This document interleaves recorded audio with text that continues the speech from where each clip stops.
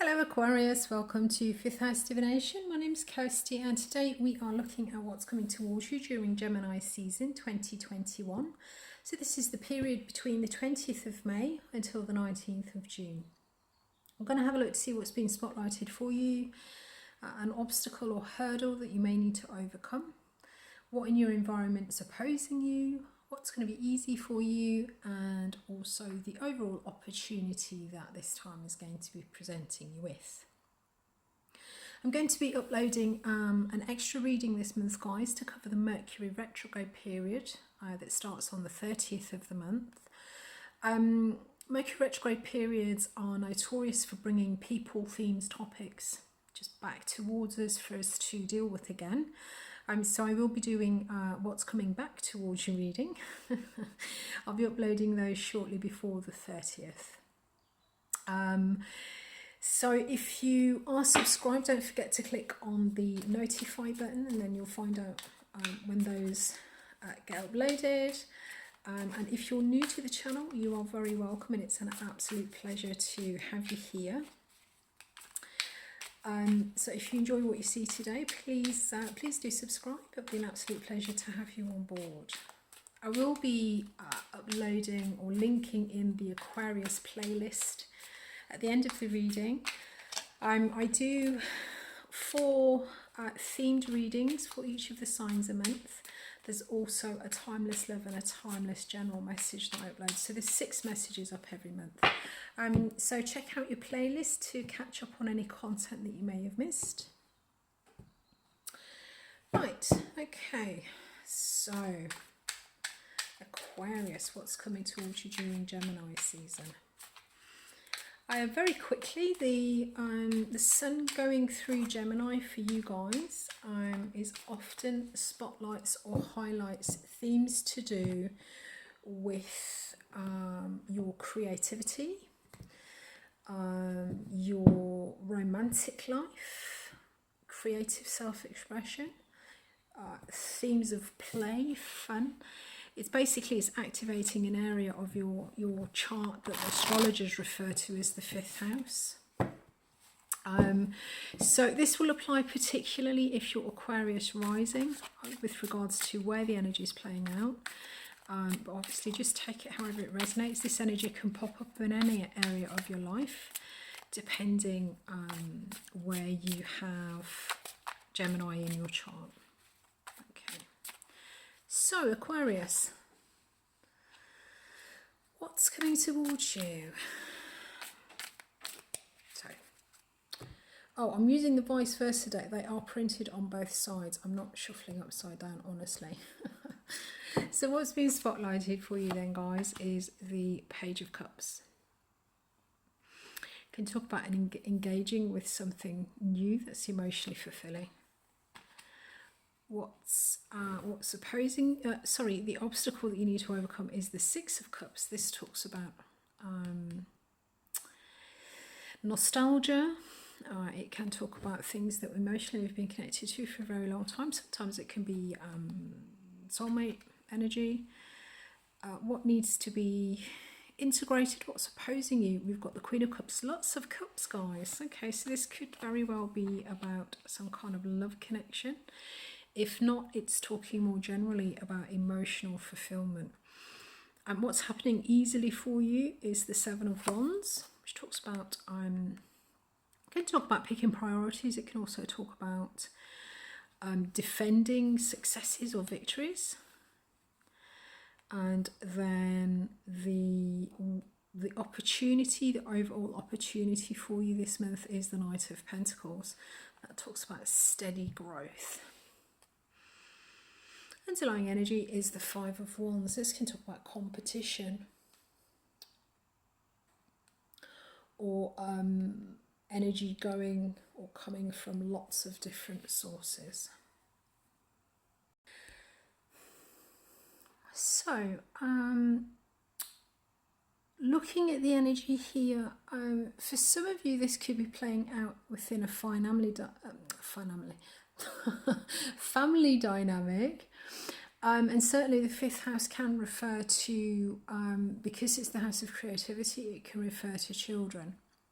I'm saying family dynamic because we've got the Page of Cups that can often be seen as a sort of an adolescent child or slightly younger, and the Queen of Cups, which is often the mother card. For those of you where this isn't playing out with regards to children, I think this is a new emotional attachment, a connection, maybe something to do with dating. So obviously take this however it resonates.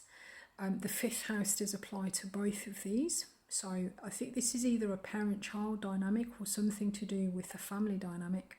Or for those of you that don't have children, I think this could be talking about a new flirtation, a new romantic connection.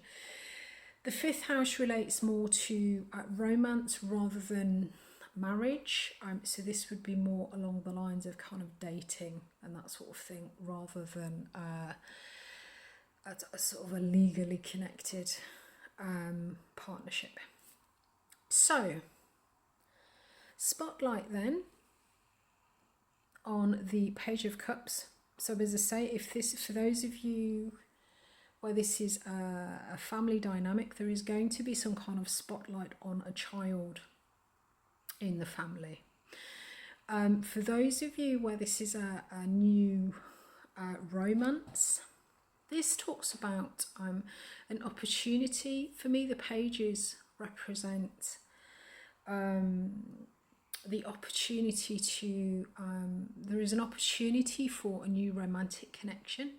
And at the pages for me, this is the more traditional view of it, the pages for me always talk about as actually kind of picking up that opportunity and engaging with it, possibly just in a small way, because it may be something that you know, maybe we've not got a lot of experience with, but normally it's something that's very new. So for those of you where this is a romantic, a new romance that's coming in for you, I definitely see you, the spotlight is on you kind of picking it up and really kind of having a look at it and thinking about it and engaging with it in some small way.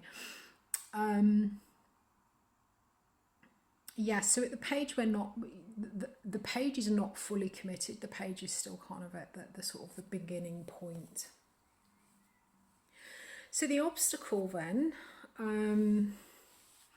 that we have here is the Six of Cups. The Six of Cups talks about nostalgia. It talks about people or situations that we've been connected to for a very long time emotionally. It talks about childhood. It talks about the past. It can be a soulmate energy for some. So this talks about, so the obstacle here is, it could be something from the past is the obstacle. Our feelings of deep connectedness from the past, from childhood.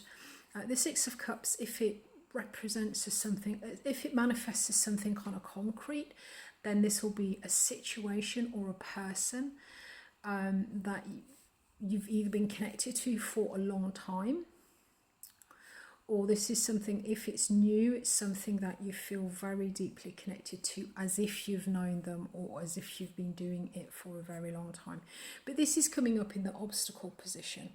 So this nostalgia or thing from the past, or this deep, long abiding connection is something, it's some kind of hurdle or obstacle that needs to be got around. So in the opposition, so what in our situation is opposing, in our environment, sorry, is opposing the situation. This is actually the Queen of Cups. The Queen of Cups could be the mother card. It can be the romantic connection, the romantic partner. This would be sort of a wife or something. But it also talks about emotional nurture. Excuse me, sorry, I've just moved the camera. So for some of you, as I say, in this position, this is something that needs to be balanced out. or it needs to be integrated somehow into what we're doing. So this could be a mother of some description, take it however it resonates. Or this could be some kind of emotional nurture, possibly. What's happening easily is the Seven of Wands. This could be a level of defensiveness maybe. But I think the Seven of Wands can also talk about picking priorities. So even integrating the two, there may be some kind of level of having to defend what it is you've prioritized, or defend what it is that you have won or succeeded with. And certainly the underlying energy with this is the Five of Wands, and the Five of Wands can talk about conflict, or it's more a case of competition, I think, with the Five of Wands. The Five of Swords is the really hard, the really difficult conflict. With the Five of Wands, it's more about kind of creative differences, people putting their energies into different, sort of different places that then come into opposition. So the conflict with this could be around where it is you're putting your energy, what it is you're prioritizing, or possibly, what it is that you're defending. But there is certainly some form of conflict or competition here. But the opportunity that this month is presenting for you is the Knight of Pentacles. Oh, I did mean to say, this could be, the court cards can be people, they can be actual people. So this Queen of Cups could be somebody who, as I say, it could be like the Mother card, or somebody who emotionally is very nurturing. Can be a water sign for some of you. So we've got Cancer, Pisces, or Scorpio. Take that however it resonates. The Knight is Pentacles.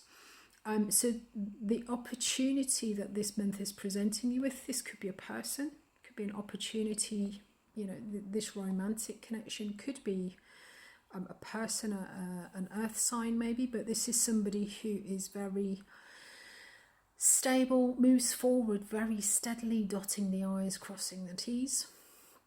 But more broadly, the Prince of Pentacles talks about solid movement forward, and this is sort of building long-term material stability, long-term material abundance. But this is quite, because we're dealing with the kind of the material world, this is a slow and steady progress. It may take a while, but the opportunity that's here for you is to build something that is of real value, that has the capacity to sustain you for a very long time, and something that materially can be really sort of very abundant. Okay. So, as I say, for some of you, this could be acting out in your fifth house. This is romance, it's creativity, it is, and then within that, we've got the kind of the parent child dynamic. Obviously, take it however it resonates, but it could be kind of cropping up in any area of your life, really, Aquarius. Just depends where you have the Gemini energy. If you did get something from the reading, please do click like. It helps me understand that what I'm uploading is relevant for you. Also helps the channel to grow.